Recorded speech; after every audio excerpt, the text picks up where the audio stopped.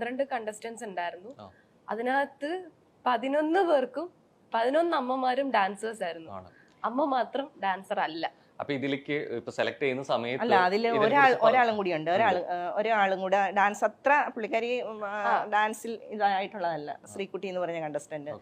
ഒരു പക്ഷേ ഇങ്ങനെ പറയുന്നതിന് മുമ്പ് നമുക്ക് അന്നത്തെ ഒരു ഇൻസിഡന്റ് എനിക്ക് തോന്നുന്നു അതിൽ നിന്ന് തന്നെ പറഞ്ഞു തുടങ്ങാൻ തോന്നുന്നു. കാരണം ഇപ്പൊ ഏത് റിയാലിറ്റി ഷോ ആണെങ്കിലും ഏത് ഷോ ആണെങ്കിലും അതിന്റെ വിധി വരുന്ന ദിവസം അല്ലെ, അതിലേക്ക് തന്നെയാണ് ഇപ്പോഴും കാത്തിരിപ്പ്. പ്രേക്ഷകരാണെങ്കിലും അതിലെ മത്സരാർത്ഥികളാണെങ്കിലും ആ ഒരു ദിവസം ഇത്രത്തോളം ഒരു ഷോക്ക് ഉണ്ടാവാൻ കാരണം എന്തുകൊണ്ടാണ്? ഇപ്പൊ പലപ്പോഴും വിധി അങ്ങോട്ടും ഇങ്ങോട്ടൊക്കെ മാറിയേക്കാം, നമ്മൾ പ്രതീക്ഷിക്കുന്നതിനപ്പുറം ആയേക്കാം. പ്രത്യേകിച്ച് ഫിനാലിലെ 5 പേരുണ്ട് അല്ലെ, 5 പേര് ഉണ്ട്. അപ്പോ എങ്ങനെയാണ് നമ്മൾ പ്രതീക്ഷിച്ചൊരു സ്ഥാനമില്ലാത്തതായതുകൊണ്ടാണോ അതോ അതിന് യോഗ്യത ഇല്ലാത്തവർക്ക് അത് കൊടുത്തോണോ? ഏതാണ് ഏറ്റവും കൂടുതൽ ഷോക്ക് ആക്കിയത്? എന്താ നിങ്ങളെ? എന്നെ ഏറ്റവും കൂടുതൽ ഷോക്ക് ആക്കിയത് ഞങ്ങളെ രണ്ടുപേരെയും. കാരണം 5ാം സ്ഥാനം നമ്മള് ലാസ്റ്റിലൊരു 3 പെർഫോമൻസ് ആയിരുന്നു ഫൈനലിൽ വേണമെന്ന് പറഞ്ഞത്. ഒന്ന് ഒരു ഗ്രൂപ്പ് ഡാൻസ്, 10 പേരെ വെച്ചിട്ട് ഒരു ഗ്രൂപ്പ് ഡാൻസ്, പിന്നെ അമ്മയും മകളുമായിട്ടൊരു പെർഫോമൻസ്, പിന്നെ ഒരു റാംബോ ഓപ്പ് ഉണ്ടെന്ന് പറഞ്ഞു, പിന്നെ അതിൻ്റെ കൂടെ തന്നെ ഒരു ആറ്റിറ്റ്യൂഡ് ക്വസ്റ്റ്യൻ ചോദിക്കുന്ന ഒരു റൗണ്ട്, ഇത്രയുണ്ടെന്ന് പറഞ്ഞു. അപ്പോൾ ഇതെല്ലാം കഴിഞ്ഞിട്ട് ഞങ്ങൾ നിൽക്കുവാണ്. ഞാൻ ആകെ ടയേർഡായിട്ട് നിൽക്കുക. കാരണം ഈ റാംബോ ഒക്കൊന്നും ഞാൻ ചെയ്തിട്ടില്ലാത്ത ഒരാളാണ്. ഞാൻ വീടിനകത്ത് ഒതുങ്ങിക്കൂടി ഇപ്പോൾ ഒരു 2 വർഷമായുള്ളൂ ഞാൻ ഈ അഭിനയം എന്നുള്ള ഇഷ്ടം കൊണ്ട് അഭിനയം എന്നുള്ള ഒരു ഫീൽഡിൽ വന്നത് 2 വർഷം. അതുവരെ ഞാൻ എൻ്റെ മോളുടെ കൂടെ അവളുടെ അമ്മയായിട്ട് ഇങ്ങനെ പുറകെ നടക്കുന്ന ഒരാളാണ്. ഇതിനെക്കുറിച്ചൊന്നും ഈ ലോകത്തെ എനിക്ക് അറിയില്ല ഇങ്ങനത്തുള്ള കാര്യങ്ങൾ. പക്ഷെ ഇതിനു വേണ്ടിയിട്ട് അവർ ഗ്രൂമിങ് ഒരു തലേദിവസം രാത്രിയിൽ നടക്കാൻ പഠിപ്പിച്ചു. ഹൈ ഹീൽഡ് ചെരുപ്പിടണമെന്ന് പറഞ്ഞു. ഞാൻ അങ്ങനെയൊന്നും നടന്നിട്ടില്ലാത്ത ഒരാളാണ്. പക്ഷെ ചെരുപ്പൊക്കെ ഞാൻ മേടിച്ചിട്ടു, അതിനുള്ള ഡ്രസ്സ്, ഹെവി ആയിട്ടുള്ള ഡ്രസ്സ് ഇതൊക്കെ ഇട്ടിട്ട് റാം വോക്കൊക്കെ ചെയ്ത് ഞാൻ ആകെ ക്ഷീണിച്ച് നിൽക്കുവാണ് വന്ന്. അപ്പോഴാണ് ആദ്യം 4-5 സ്ഥാനം. അപ്പം നമ്മൾ അതിന് മുന്നേ തന്നെ കുറേ നാൾ കൊണ്ട് കുറേ ആൾക്കാർ ഇത് സ്ഥിരമായിട്ട് കാണുന്ന കുറേ ആൾക്കാരുണ്ട്. അപ്പോൾ അവർ നമ്മളോട് പറയും നിങ്ങൾക്ക് തന്നെയാണ് ഫസ്റ്റ്. എന്നെ ഫോൺ ചെയ്തിട്ട് പറയും നിങ്ങൾക്ക് തന്നെയാണ് ഫസ്റ്റ്, ഒന്നും നോക്കണ്ട. ഇതിനകത്തുള്ള ക്രൂ മെമ്പേഴ്സ്, നമ്മുടെ ഈ അമൃത ചാനലിലുള്ള ക്രൂ മെമ്പേഴ്സ് പേഴ്സണലായിട്ട് മെസ്സേജ് അയച്ചിട്ടുണ്ട് നിങ്ങൾക്ക് തന്നെയായിരിക്കും ഫസ്റ്റ്. നമ്മൾ ഈ സ്റ്റേജിൽ പെർഫോമൻസ് കഴിയുമ്പോഴും നമ്മളോട് പറയുന്നു, ചാനലിലുള്ള ആൾക്കാർ തന്നെ നമ്മളോട് പറയുന്നത് നിങ്ങളെന്തോ നോക്കാനെ കൊണ്ടാ നിങ്ങൾക്കായിരിക്കും ഫസ്റ്റ്. അങ്ങനെയുള്ള ഒരു പ്രതീക്ഷയിൽ നിൽക്കുക. ഈ പ്രേക്ഷകരെ അഭിപ്രായങ്ങൾ അറിയിക്കാറുണ്ട്, ഇപ്പൊ മെസ്സേജിലൂടെ കോളിലൂടെ ആണെങ്കിലും. ഈ പ്രേക്ഷകർ പറഞ്ഞ അഭിപ്രായത്തിലാണോ ഈ പ്രതീക്ഷ വന്നതോ നിങ്ങൾക്ക് നമ്മള് ഓരോ പെർഫോമൻസിനും നമ്മൾ അതുപോലെ എഫേർട്ട് ഇട്ടു, നല്ല കമന്റ്സ് പറയുന്നുണ്ട്, എല്ലാം ഉണ്ട്. ഈ ഗ്രാൻഡ് ഫിനാലയിലെ 3 പെർഫോമൻസ് ചെയ്തു. അപ്പൊ നമുക്ക് സ്വന്തമായിട്ടൊരു ജഡ്ജ്മെന്റ് ഉണ്ടാവുമല്ലോ. അപ്പൊ നമ്മളുടെ വിശ്വാസം ഓക്കെ, ഇത് നല്ലതായിരുന്നു, നല്ല പെർഫോമൻസ് ആയിരുന്നു. ഇത് മാത്രമല്ല നോക്കുന്നത്, ഇതിന് മുന്നേ ഈ ഒരു 1 ഇയർ ആയിട്ട് നമ്മൾ ചെയ്തുകൊണ്ടിരുന്ന കാര്യങ്ങളെല്ലാം നോക്കിയിട്ടായിരിക്കും ജഡ്ജ്മെന്റ് എന്നാണ് നമ്മൾ വിശ്വസിച്ചിരിക്കുന്നത്. ഡാൻസ് അപ്പൊ ഞാൻ എപ്പോഴും എല്ലാ പ്രാവശ്യവും ഡാൻസ് മാത്രമാണ് കൂടുതലും. ഒരു 3/4% ഡാൻസിനാണ് കൂടുതൽ ഇമ്പോർട്ടൻസ് കൊടുത്തത്. അപ്പൊ ഞാൻ സാറിനോട് പറയും, സാറേ ഡാൻസ് മാത്രമേ ഉള്ളൂ എന്ന് ചോദിക്കും. പറയും ഡാൻസ് അറിയാത്തവർക്ക് അല്ലാത്ത റൗണ്ടുകളുണ്ട്. കാരണം വേറെ കുറച്ച് റൗണ്ടുകളൊക്കെ ഉണ്ടായിരുന്നു ഡാൻസ് അല്ലാത്ത. ഷോക്ക് വിളിക്കുന്ന സമയത്ത് പറഞ്ഞിട്ടുണ്ടോ ഡാൻസ് അറിയണം അല്ലെങ്കിൽ അതിനെ കുറിച്ച് ഇമ്പോർട്ടൻസ് ഉണ്ടെന്ന്? ഒന്നും പറയില്ല. സൂപ്പർ അമ്മയും മകളും അവരുടെ ബോണ്ടിങ്, അതുപോലെ സൈക്കോളജി റൗണ്ട്. എന്നോട് പറഞ്ഞു സൈക്കോളജി, മോൾക്ക് ഒരു സൈക്കോളജി റൗണ്ട് ഉണ്ടാകും, ഡോക്ടർ കാണും, അങ്ങനെയൊക്കെയാണ് എന്നോട് പറഞ്ഞത്. പക്ഷെ അവിടെ സൈക്കോളജി റൗണ്ട് നടന്നിട്ടില്ല, ഡോക്ടറിന്റെ റൗണ്ട് നടന്നിട്ടില്ല. അപ്പൊ ഞങ്ങള് പിന്നെ എന്താ ഈ 3 റൗണ്ട്സിൽ ഒരെണ്ണം നമുക്ക് എന്ത് വേണമെങ്കിലും ചെയ്യാമെന്നായിരുന്നു പറഞ്ഞത്, ഒരു സിഗ്നേച്ചർ റൗണ്ട് പോലെ. അപ്പൊ ബാക്കിയുള്ള 4 കണ്ടസ്റ്റൻസും ഡാൻസ് ചെയ്തപ്പോ നമ്മൾ അതിനകത്തുനിന്ന് വെറൈറ്റി ആയിട്ട് സോപാന സംഗീതം അതിന്റെ കൂടെ. അത് 2 ആഴ്ച കൊണ്ട് അവള് പഠിച്ചിട്ടില്ല, സോപാന സംഗീതം പഠിച്ചിട്ടില്ല. നമ്മളുടെ അടുത്ത് തന്നെയുള്ള ഒരു ആശാനോട് ചോദിച്ചപ്പോൾ അവളോട് നോക്കട്ടെന്ന് പറഞ്ഞു. അവള് പെട്ടെന്ന് തന്നെ അത് പഠിച്ചെടുക്കുന്നതുകൊണ്ട് വേഗം തന്നെ പഠിച്ചു. 2 ആഴ്ച കൊണ്ട് ആ സോപാന സംഗീതത്തിന്റെ ആ കൊട്ട് പഠിക്കണമെങ്കിൽ കുറേ മാസങ്ങൾ പിടിക്കല്ലോ, 1 വർഷമൊക്കെ പിടിക്കും. പക്ഷെ 2 ആഴ്ച കൊണ്ട് അവളത് പഠിച്ചിട്ട് ഞാനും അവളും കൂടെ ബാത്റൂമിൽ പോലും പാടാത്ത ആളാണ് ഞാൻ. എന്നിട്ട് ഞാൻ ഇതിനു വേണ്ടി കഷ്ടപ്പെട്ട് അത് പഠിച്ച് അതിന്റെ പാട്ടും പഠിച്ച് അതിന്റെ കൂടെ തന്നെ ഞങ്ങളൊരു സ്കിറ്റ്. ബാക്കിയുള്ള 4 കണ്ടസ്റ്റൻസിൽ നിന്നും വെറൈറ്റി പെർഫോമൻസ് നമ്മൾ ചെയ്തു എന്നായിരുന്നു നമ്മുടെ വിശ്വാസം. കണ്ടിരുന്ന നമ്മള് ചെയ്ത് കഴിഞ്ഞിട്ട് പുറത്തിറങ്ങിയപ്പോഴും നേരത്തെ ഉണ്ടായിരുന്ന കണ്ടസ്റ്റൻസ് ഒക്കെ അവിടെ ഉണ്ടായിരുന്നു. അവര് പറഞ്ഞു നിങ്ങൾ സൂപ്പർ ആയിരുന്നു. ബാക്കിയുള്ള അവര് പറയാ, ഞാൻ ഇറങ്ങി ചെന്നപ്പോ ഒരാളുടെ കണ്ണിൽ കൂടെ കണ്ണുനീര് വരുന്നുണ്ട്. അപ്പൊ എന്നോട് പറഞ്ഞത് ഇതെന്റെ കരഞ്ഞ് എന്ന് വെച്ചാൽ ചിരിച്ചിരിച്ച് കരഞ്ഞിട്ട് കണ്ണുനീര് വന്നത് മാറുന്നില്ല എന്ന് പറഞ്ഞിട്ട് അങ്ങനെ വരെ നമ്മളോട് പറഞ്ഞു. എല്ലാവരും പറഞ്ഞു നിങ്ങളുടെ വെറൈറ്റി പെർഫോമൻസ് ആയിരുന്നു, ബാക്കിയുള്ളവരുടെ ഡാൻസ് അല്ലേ, നിങ്ങൾ വെറൈറ്റി കൊണ്ടുവന്നു. അപ്പോഴും നമ്മൾ പ്രതീക്ഷയിലിരിക്കോ കുറെ കൂടെ പ്രതീക്ഷ കൂടി. പ്രതീക്ഷ കൂടി. കാരണം നമ്മൾ ഈ ഒരു ഇതെന്ന് പറഞ്ഞു കഴിഞ്ഞാൽ സൂപ്പർ അമ്മയും മകളും എന്നുള്ള ഒരു പ്രോഗ്രാമാണ്. അപ്പൊ അത് ലാസ്റ്റിൽ എല്ലാവരും ചെയ്തത് ഡാൻസാ. നമ്മൾ ഈ ഒരു വർഷം കിടന്ന് കഷ്ടപ്പെട്ട് ചെയ്തതും ഈ ഫൈനലി ചെയ്തതുമായിട്ട് ഒന്നും അല്ലാണ്ടായി പോയില്ലേ. കാരണം അവര് പറയുന്നത് ഫൈനലിലെ പെർഫോമൻസ് മാത്രമേ നോക്കിയുള്ളൂ, വാവ് ഫാക്ടർ മാത്രമേ നോക്കിയിട്ടുള്ളൂ.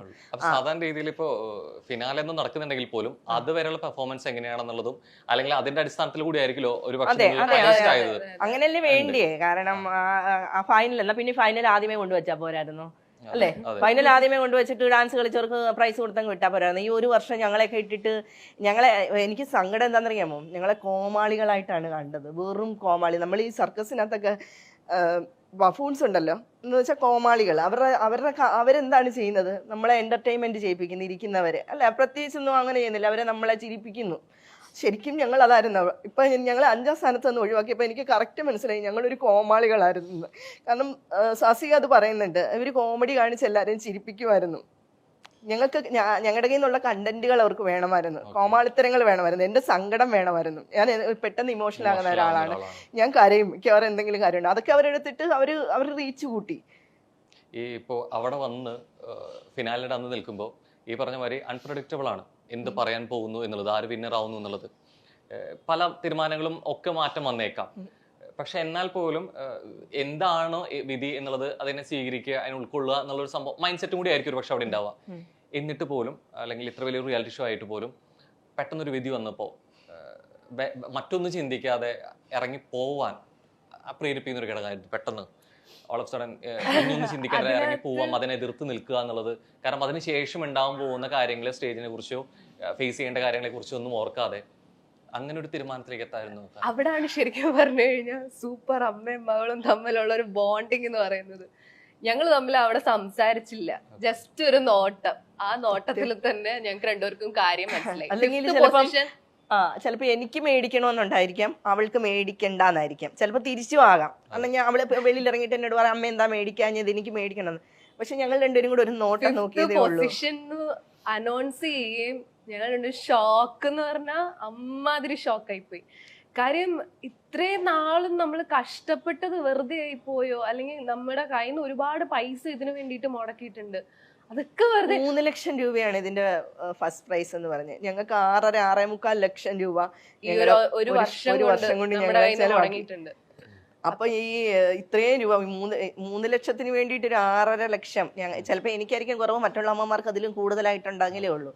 അങ്ങനെയുള്ള കുറെ വിഡ്ഢികളാണ് ഞങ്ങൾ ഇത്രയും ഒരു 3 ലക്ഷം രൂപയ്ക്ക്. അപ്പൊ അങ്ങനെ നിക്കണ ടൈമില് ഞങ്ങൾ എന്തൊരു നോട്ടം നോക്കി ഞങ്ങളോട് പറഞ്ഞു ഫ്രണ്ടിലോട്ട് കയറി നിൽക്കാം. അപ്പോഴും നമ്മൾ വിചാരിക്കുന്നു ഇവര് നമ്മളെ പ്രാങ്ക് ചെയ്യുമായിരിക്കും, ചിലപ്പോ ആദ്യം തന്നെ ഫസ്റ്റ് ആയിരിക്കും. എന്റെ മൈൻഡ് എന്റെ മൈൻഡ് ഞാൻ വേറെ ഒന്നും കാണുന്നില്ല. അയ്യോ സാസിക പിന്നെ വിളിച്ചിങ്ങനെ കാണിക്കുന്നു, അതിനകത്ത് ഇവര് വെറുതെ നമ്മളെ ഒരു പ്രാങ്കിന് വേണ്ടിയിട്ട്. അപ്പോഴും ഞാൻ അതിന്റെ ഒരു റിയൽ ആയിട്ട് ചിന്തിക്കുന്നില്ല 5ാം സ്ഥാനം തന്നെയാണെന്ന്. അപ്പൊ നിന്ന് അപ്പോഴത്തേക്ക് ട്രോഫി എടുക്കാൻ പോയി. പിന്നെ സാസിയെ കൊണ്ടുവന്ന് ശ്വേതാജിയിലോട്ട് ട്രോഫി കൊടുത്ത്, ട്രോഫി മാത്രം, കയ്യിൽ വേറെ ഒരു ഇതും ഇല്ല, അല്ലെങ്കിൽ ഒരു ക്യാഷ് പ്രൈസോ അങ്ങനെയുള്ള ഒന്നുമില്ല, ട്രോഫി മാത്രം. അപ്പൊ ഞാൻ ഇവളെ ഇങ്ങനെ ഒന്ന് നോക്കിയപ്പം ഞങ്ങൾ രണ്ടുപേരുടെയും കണ്ണുകൊണ്ട്, അതാണ് ഒരു ബോണ്ടിങ് എന്ന് പറയുന്നത്. കണ്ണുകൊണ്ട് വേണ്ട, കാരണം ഈ ഒരു വർഷമായിട്ട് ഞങ്ങൾ കിടന്ന് കഷ്ടപ്പെട്ടു ആ ഒരു ചാനലിൽ. എനിക്ക് ഒത്തിരി എന്താ പറയുന്നേ, എനിക്ക് 48 വയസ്സ് പ്രായമുള്ള ആളാണ് ഞാൻ. ഇതിന് വേണ്ടിയിട്ടുള്ള എഫേർട്ട് എൻ്റെ ജീവിതത്തിൽ ഞാൻ ഇത്രയും നാളെടുത്തില്ല. എൻ്റെ കാലിന് മുട്ടിനൊക്കെ പ്രശ്നമുള്ള, ഡാൻസ് കളിക്കാനൊക്കെ കൊണ്ടറിയാത്ത ഞാൻ ഡാൻസ് കളിച്ചു. കഥാപ്രസംഗം പറയാനറിയാത്ത ഞങ്ങൾ രണ്ടുപേരും കൂടെ കഷ്ടപ്പെട്ട് കഥാപ്രസംഗം പറഞ്ഞു, സ്കിറ്റുകൾ ചെയ്തു, ഔട്ട്ഡോർ ടാസ്കിന് കരമന മാർക്കറ്റിൽ പോയി പച്ചക്കറി കച്ചവടം, തെരുവിൽ നിന്ന് പച്ചക്കറി കച്ചവടം ചെയ്തു.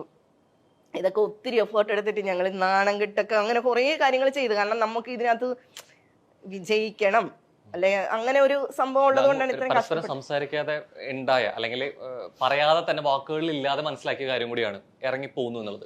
പക്ഷെ അത് കഴിഞ്ഞിട്ടായിരിക്കും പലപ്പോഴും നമ്മൾ കുറെ കാര്യങ്ങൾ റിയലൈസ് ചെയ്യുക, തിരിച്ചറിയുന്ന ഒരു മൊമെന്റ് ഇതൊക്കെ കഴിഞ്ഞിട്ട് പിന്നീട് നോക്കുമ്പോഴായിരിക്കും അവിടെ വന്ന് പോകുന്ന, അവിടെ കണ്ട പ്രേക്ഷകരോ അല്ലെങ്കിൽ ബാക്കിയുള്ളവരോ എന്തായിരിക്കും നിങ്ങളെ കുറിച്ച് സംസാരിക്കാനെ കുറിച്ച് ചിന്തിച്ചിട്ടുണ്ടോ? നിങ്ങൾ സപ്പോർട്ട് ചെയ്തിട്ടായിരിക്കോ, അത് എഗെയിൻസ്റ്റ് ആയിരിക്കും? ആരും സംസാരിച്ചിട്ടില്ല, എല്ലാരും നമ്മളെ സപ്പോർട്ട് ചെയ്തതേ ഉള്ളൂ, നമ്മളെ ചേർത്ത് പിടിച്ചേ ഉള്ളൂ. പക്ഷെ അവിടെ ഫ്ലോറിൽ നടന്നത് വേറെ സംഭവങ്ങളായിരുന്നു. ഞാൻ ഇത് വേണ്ടാന്ന് പറഞ്ഞപ്പോ ഞങ്ങൾ രണ്ടുപേരും കൂടെ കൈ കൊണ്ട് കാണിച്ചു, വേണ്ട ഇങ്ങനെ കാണിച്ച് അപ്പം ഞാൻ പറഞ്ഞു, അപ്പം ശ്വേതാജിക്ക് പെട്ടെന്ന് അത് എന്തോ വിഷമം തോന്നിയിട്ടുണ്ട്. അപ്പം ഞാനിങ്ങനെ കാണിച്ചു കഴിഞ്ഞപ്പോഴത്തേക്ക് ഞാൻ പറഞ്ഞു എനിക്ക് സംസാരിക്കണം, കാരണം നമ്മൾ വേണ്ടാത്തതിന് കാരണം പറയണമല്ലോ. അപ്പം ഞാൻ മൈക്ക് വേണമെന്ന് പറഞ്ഞ് എനിക്ക് മൈക്ക് കൊണ്ടു തന്നപ്പോൾ ഞാൻ പറഞ്ഞു സതീഷ് സാറെന്ന് പറഞ്ഞാൽ ഇതിൻ്റെ ഡയറക്ടർ സതീഷ് സാർ ഈ പ്രോഗ്രാമിലേക്ക് എന്നെ വിളിച്ചപ്പോൾ എന്നോട് പറഞ്ഞത് ഇത് സൂപ്പർ അമ്മയും മകളും എന്നുള്ളൊരു പ്രോഗ്രാമാണ്, പക്ഷേ ഇവിടെ നടന്നത് ഡാൻസ് റിയാലിറ്റി ഷോ ആണ്. അത് കറക്റ്റാണ്, ആദ്യം തൊട്ട് അവസാനം വരെ ഡാൻസ് റിയാലിറ്റി ഷോ ആയിട്ടാണ് നടന്നത്. എന്നാൽ പിന്നെ സൂപ്പർ അമ്മയും ഡാൻസ് റിയാലിറ്റി ഷോ എന്നങ്ങ് വെച്ചാൽ പോരായിരുന്നു. അല്ല, ഗ്രാൻഡ് ഫിനാലയിലെ പെർഫോമൻസും ഡാൻസ് ആയിരുന്നു, ഡാൻസിനെ ബേസ് ചെയ്തിട്ട് അവർ കൊടുത്തിരിക്കുന്നത്. സൂപ്പർ, ഞാൻ പറഞ്ഞു ഇതൊരു സൂപ്പർ ഡാൻസറിന്റെ ഷോ ആയിരുന്നു. അപ്പൊ അതിനകത്ത് എനിക്ക് ഡാൻസ് അറിയാത്ത ഒരാളാണ്, ഞാൻ ഡാൻസ് അറിയാത്ത ഒരാള് ഈ ട്രോഫിക്ക് അർഹയല്ല, അതുകൊണ്ടാണ് ഞാനിത് മേടിക്കാത്തതിന്റെ കാരണം എന്ന് പറഞ്ഞിട്ടാണ് ഞാൻ അവിടെ നിന്ന് ഇറങ്ങിപ്പോയി. വേറെ അവരെ ചീത്ത വിളിച്ചിട്ടില്ല, ശ്വേതാജിയായി ഒന്നും പറഞ്ഞിട്ടില്ല, സ്വാസിയോടൊന്നും പറഞ്ഞിട്ടില്ല, ചാനലിനെതിരെ പറഞ്ഞിട്ടില്ല. എന്റെ നിലപാട് പറഞ്ഞു, ഞാൻ മേടിക്കാത്തതിന്റെ കാരണം അത് ഞാൻ പറഞ്ഞു. കാരണം അത് അവരെനിക്ക് വെച്ച് നീട്ടുന്ന ഒരു ട്രോഫിക്ക് എനിക്ക് നിരസിക്കാനുള്ള ഇതുണ്ടല്ലോ, എനിക്ക് വേണ്ടാന്ന് വെക്കാനുള്ള ഒരു അവകാശം എനിക്കുണ്ട്. ഓസ്കാർ വരെ ആൾക്കാർ വേണ്ടെന്ന് വെക്കുന്നു ഇല്ലേ, അപ്പൊ അതിന് നെഗറ്റീവായിട്ട് പറഞ്ഞതായിരിക്കാം ചാനലിൽ അത് അഭിപ്രായം കൃത്യമായിട്ട് രേഖപ്പെടുത്തിയിട്ടുണ്ട്. ഫ്ലോറിൽ വെച്ച് മൈക്കിൽ കൂടെ പറഞ്ഞു, പക്ഷെ അവരത് കാണിച്ചില്ല, അവരത് ഞങ്ങൾ ഇറങ്ങി പോകുന്നതും പിന്നെ അതിനുശേഷം നടന്ന കുറച്ച് ഡ്രാമകളുണ്ട് അവരുടേതായിട്ടുള്ള രീതിയിൽ. അവര് കുറച്ച് എല്ലാരും കൂടി ഗൂഢാലോചന നടത്തിയിട്ട് നമ്മളെ നെഗറ്റീവ് ആക്കുന്ന രീതിയിൽ കുറച്ച് ശ്വേതാജി അതിനകത്ത് പറയുന്നുണ്ട്, ആർട്ടിസ്റ്റ് ആണെങ്കിൽ ഒരു ആർട്ടിസ്റ്റ് അങ്ങനെ ഇറങ്ങി പോകാൻ പാടില്ല, ഫ്ലോറിനെ നമ്മൾ ഡിസ്റെസ്പെക്ട് ചെയ്തു, ശ്വേതാജി അങ്ങനെ ചെയ്തു എന്നൊക്കെ. പക്ഷേ ഞാനിപ്പോൾ ഈ ഷോ ശ്വേതാജി കാണുമായിരിക്കാം, കണ്ടിട്ടുണ്ടെങ്കിൽ ഞാനും എൻ്റെ മോളും ആദ്യമേ തന്നെ പറയുന്നു ശ്വേതാജിയോട് ഞങ്ങൾ ഒത്തിരി ഒരു സോറി പറയുന്നു.